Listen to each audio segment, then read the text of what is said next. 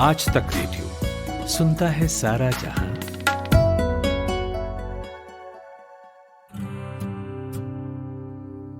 चलिए आपको सुनाता हूं आपकी ही कहानी।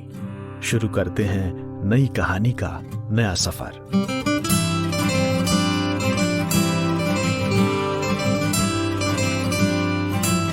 स्टोरी बॉक्स विद जमशेद कमर सिद्दीकी। दोस्तों, आज मैं आपको सुना रहा हूं अपनी लिखी एक मजाहिया कहानी जिसका नाम है चुन्ने खान का जिन। चलिए शुरू करते हैं।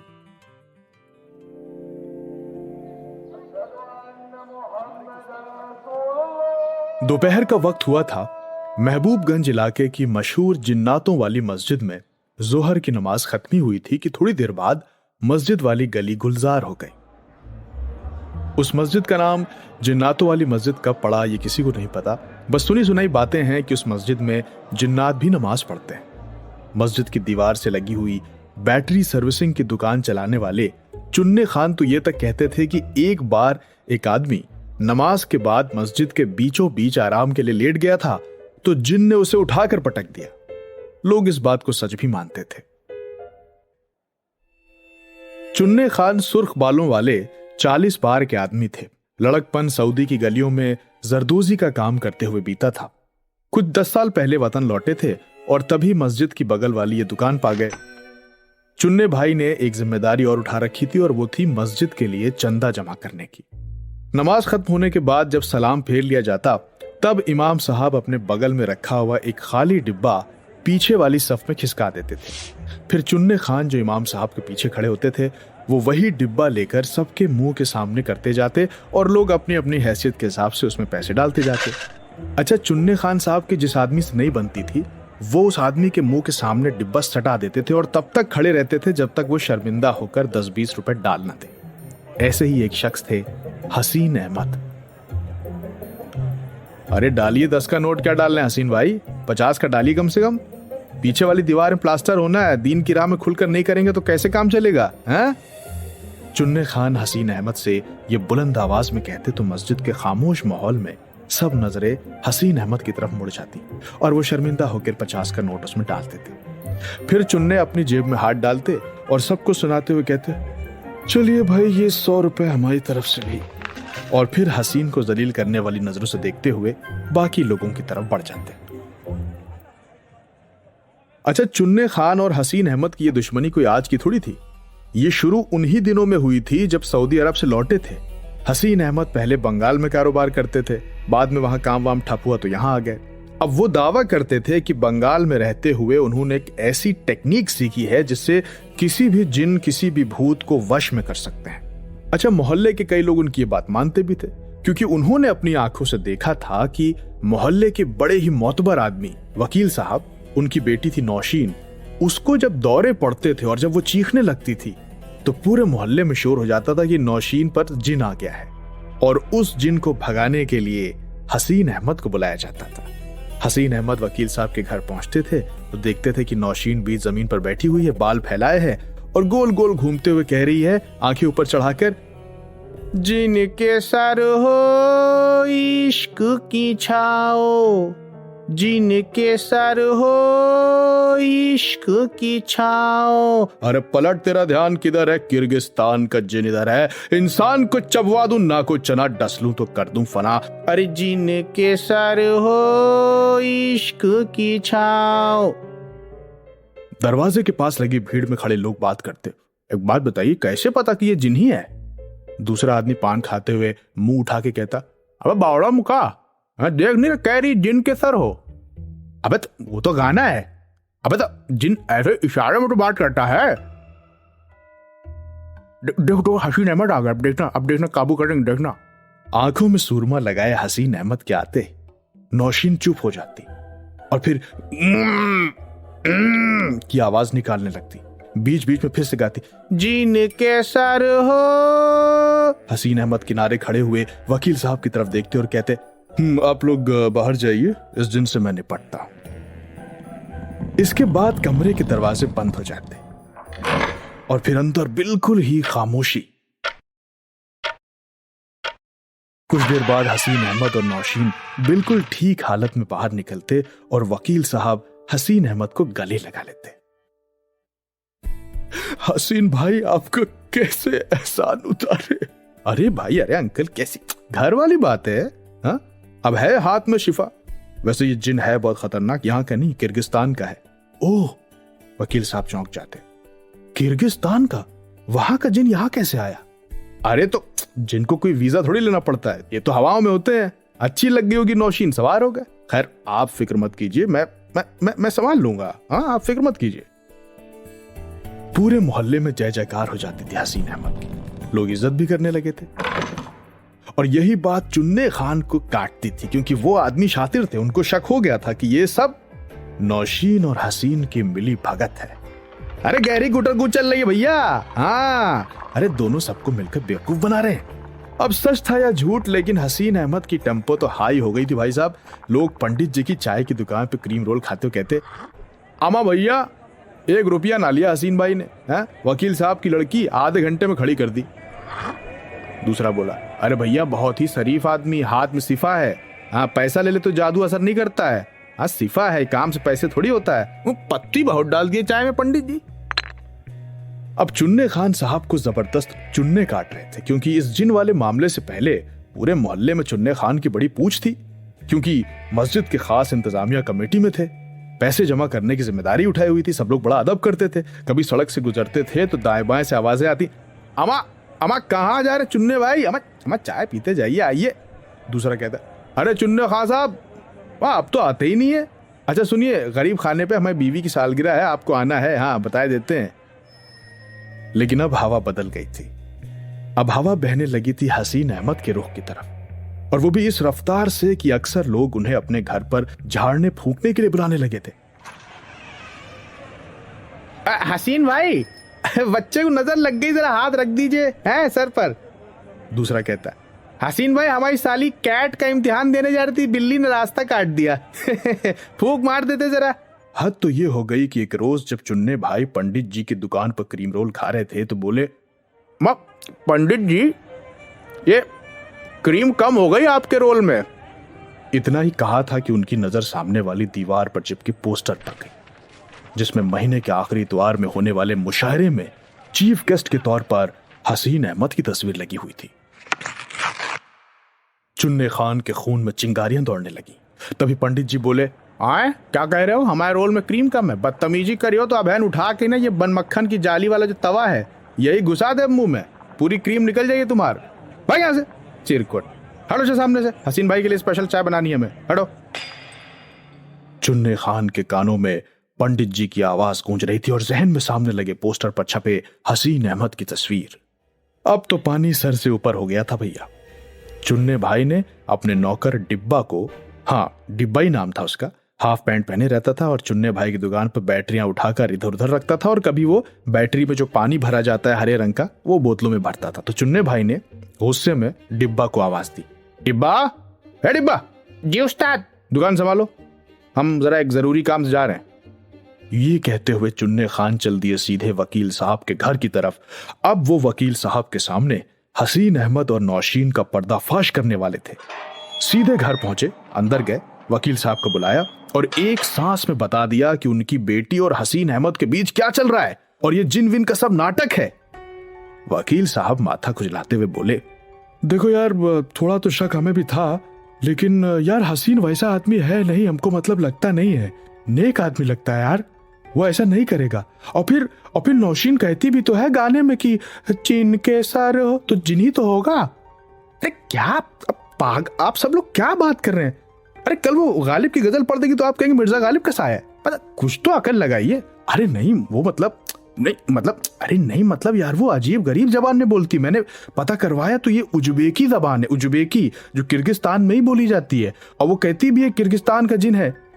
अरे चच्चा, ऐसा फर्जी बातें, किताब पढ़ ली होगी कोई, 4-5 लाइन सीख ली होंगी बस। खैर थोड़ी देर की इधर उधर की बातचीत के बाद वकील साहब ने चुन्ने खान से कहा कि भाई अगर वो ये साबित कर दे कि हसीन अहमद को जिन विन काबू करना नहीं आता है तो वो उनकी बात को सच मान लेंगे और फिर हसीन अहमद को घर में कभी नहीं घुसने देंगे। अब चुन्ने खान की जिंदगी का एक मकसद था और वो था हसीन अहमद और नौशीन की साजिश का पर्दाफाश करना, और कुछ नहीं। चुन्ने खान ने भी कच्ची गोलियां तो खेली नहीं थी। कुछ दिनों तक तो बैठे रहे, दिमाग बिड़ाते रहे। फिर आ गया उनको एक आइडिया। एक दिन अपने नौकर टिब्बा को देखा और फिर उसको देखते ही देखते जाने कौन सा आइडिया आया कि उठ के गया और उसका मुंह चूम लिया। वो बोला, ये क्या उस्ताद, हम वैसे आदमी नहीं है। अबे भाग, बात सुन मेरी, कान इधर लाओ।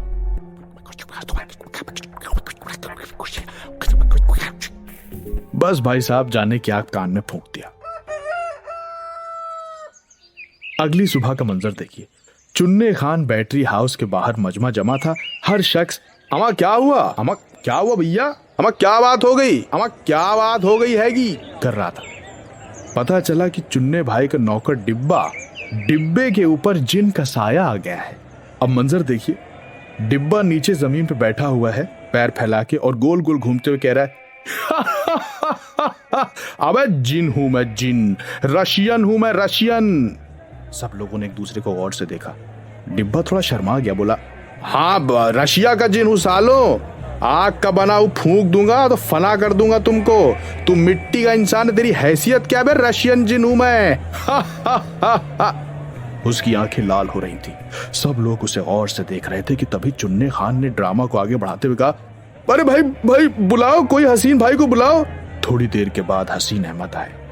उनको देखते ही डिब्बा और जोर से चीखने लगा। जमीन पर पैर फैलाए हुए बैठा, गोल गोल घूमते हुए कहने लगा,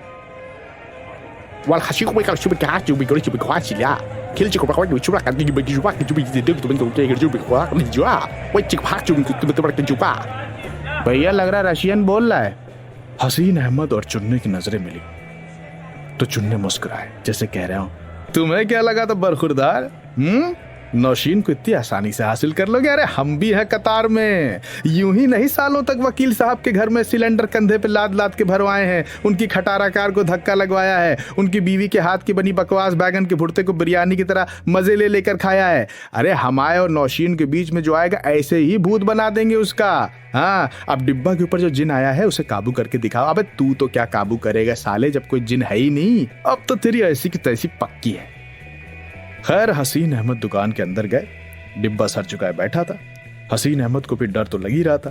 कांपते हुए पैरों से आगे बढ़े। पहला कदम रखा ही था, वो चिल्लाया,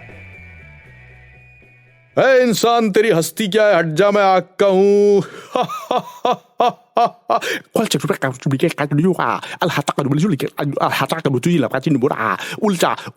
हसीन घबरा कर पीछे बैठे। वो संभाल ही रहे थे कि चुन्ने बोले, अरे भाई तो शटर गिरा दे दुकान का, हाँ? इन दोनों को अंदर निपटने दो मामला। हसीन भाई की हालत तो पहले ही खराब हो रही थी, लेकिन शटर गिरा दिया क्या। अब दुकान के अंदर हसीन भाई और जिन वाला डिब्बा आमने सामने थे। दुकान के अंदर अंधेरा था, गहरी खामोशी थी, सिर्फ घड़ी की टिक टिक गूंज रही थी। अब अंदर जाने क्या हुआ, लेकिन थोड़ी देर के बाद जब शटर खुला तो हसीन अहमद बाहर आए और बोले, भाइयों इलाज मिल गया है। जैसे ही उन्होंने ये बात कही, दुकान के अंदर बैठा हुआ डिब्बा अचानक उन्हें सुनने लगा। वो बोले, हाँ हाँ भाई, ये बात सही है, इनके ऊपर जिन का साया है और ये किर्गिस्तान का जिन है। इसका नाम है, बहुत खतरनाक जिन होता है ये, और इसका नाम है अल बाल्टी उल मग्गा। ये बहुत खतरनाक होता है। तो भाई साहब कैसे करेंगे फिर इसको? देखिए भाई, किर्गिस्तान की एक बहुत पुरानी रिवायत है कि ऐसे जिन को आयतों से नहीं, ठूसों से ठीक किया जाता है। तो हम भी वही जो रवायती तरीका है उसी को अपनाएंगे। ये भाई साहब, ये ठूसा क्या होता है भाई साहब? ठूसा, अच्छा मैं आपको बताता हूँ। हसीन अहमद ने कहा, ये अपनी 4 उंगलियां बंद कर लीजिए मुट्ठी की तरह, और उसके बाद 2-2 उंगलियों के बीच से ये अंगूठे को थोड़ा सा बाहर निकालिए। हाँ, ये इतना बस, ये हाँ, ये थोड़ा सा बाहर निकला रहेगा। अब ये आपका बन गया ठूसा। हाँ, अब यही जो ठूसा है आपको डिब्बा की पीठ पे पूरी तबीयत से, हाँ इंशाल्लाह जोर से आपको उसकी पीठ पे सुबह शाम 2 बार मारा जाना। इंशाल्लाह जुमेरात तक बिल्कुल दुरुस्त हो जाएगी तबीयत उसकी। आइए आपको मैं दिखाता हूँ कैसे। कहते हुए हसीन मुड़े। जैसे ही मुड़े तो जो डिब्बा अब तक उन्हें सुन रहा था, आंखें बड़ी बड़ी खोलकर एकदम से रोते रोते बोला, ए इंसान, तेरी हस्ती क्या है, हट जा, मैं आग का हूं। ए इंसान। वो आगे बढ़े और डिब्बा का हाथ पकड़कर उमेठा तो पीठ हो गई उसकी आगे। और फिर जिन्होंने एक ठूसा उसकी पीठ पे दबा के मारा है तो ऐसा लगा जैसे डिब्बा की आंखें बाहर आ गई। इंसान तू मिट्टी का बना है, मैं आग का फना कर दूंगा। तेरी हस्ती क्या है? हसीन भाई ने दूसरा जड़ा और डिब्बा की आवाज लड़खड़ाने लगी। इंसान तू मिट्टी का है, मैं आग का बना। हसीन भाई ने कहा, हाँ बस इनको अब आराम हो गई, अब इनकी अगली खुराक जो है बाद में दी जाएगी, अब आप लोग शटर गिरा दीजिए। हसीन भाई ने कहा और दुकान बंद कर दी गई। डिब्बा के इलाज का तरीका बिल्कुल नायाब था।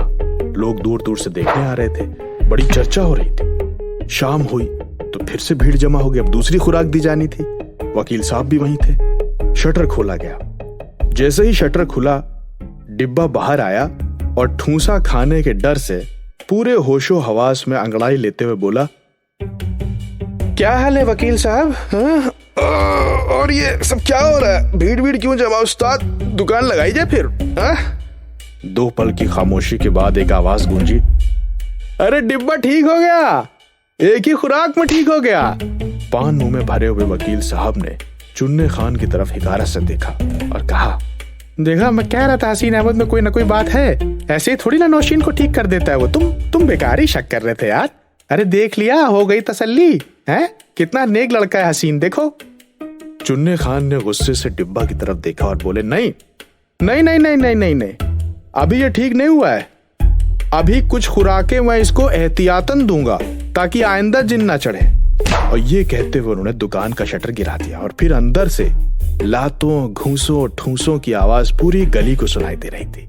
शटर गिरा हुआ था और उस पर लगा हुआ था बोर्ड जिस पर लिखा हुआ था, हमारे यहाँ मरम्मत तसल्ली बख्श तरीके से की जाती है, एक बार खिदमत का मौका जरूर दें। इस वाकये को कई साल गुजर चुके हैं। हसीन अहमद और नौशीन की शादी हो चुकी है। हसीन अहमद अब बाबा हसीन बंगाली बन गए। दिन भर उनके घर के बाहर लोगों का तांता लगा रहता है। उनके घर के इर्द गिर्द बहुत सारी दुकानें भी खुल गई हैं जहां पे मेला भी लगता है, और उस मेले में सारी बैटरियों का काम चुन्ने खान ही करते हैं। बढ़िया कारोबार सेट हो गया और इसीलिए अब वो आने वाले जायरीन से कहते हैं, अरे भैया ये हसीन बाबा बहुत ही पहुंचे हुए हैं, एक बार जो चाह लेना तो जिंदगी बदल देते हैं। मेरी भी इन्होंने ही बदली, वरना आज कुछ और ही होती।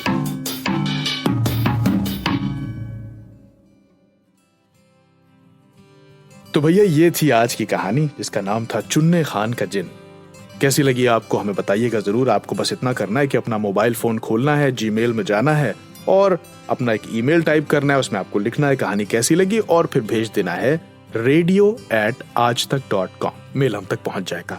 एक खुसूसी गुजारिश आपसे और करना चाहता हूं और वो ये है कि अगर आप इसे स्पॉटिफाई पर सुन रहे हैं या एप्पल पॉडकास्ट पर सुन रहे हैं तो प्लीज हमें रेटिंग्स दें, हमें सब्सक्राइब करें, फॉलो का बटन दबाएं ताकि हर हफ्ते आपको कहानी मिलती रहे। और आप फॉलो दबाएंगे तो ये कहानी और लोगों तक जाएगी। तो इस कहानी का साउंड डिजाइन किया है नितिन रावत ने। अगले इतवार आपसे फिर होगी मुलाकात किसी नई कहानी के साथ। मेरा नाम है जमशेद कमर सिद्दीकी। दुआ में याद रखिएगा।